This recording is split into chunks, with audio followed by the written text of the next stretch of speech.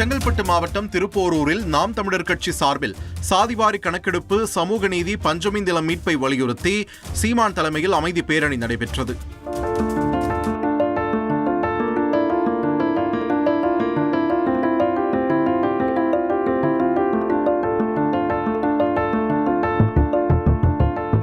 தொடர்ந்து நடைபெற்ற பொதுக்கூட்டத்தில் பேசிய சீமான், சாதிவாரி கணக்கெடுப்பை மாநில அரசுகளே எடுத்துக் கொள்ளலாம் என்று உச்சநீதிமன்றமே கூறியும் திமுக அரசு எடுக்க மறுப்பது ஏன் என்று கேள்வி எழுப்பினார். உச்சநீதிமன்றமே சொல்கிறது சாதிவாரி கணக்கெடுப்பை மாநில அரசுகளை எடுத்துக் கொள்ளலாம் என்று. அதையும் மீறி இவர்கள் எடுக்க மாட்டார்கள். இந்திய ஒன்றிய அரசு தான் எடுக்க வேண்டும் என்று சொல்வார்கள். பீகார் எடுத்தது ஏன்? அங்கு பெரியார் பிறக்கவில்லை. தெலுங்கானாவில் எடுக்கிறார்கள். யார்?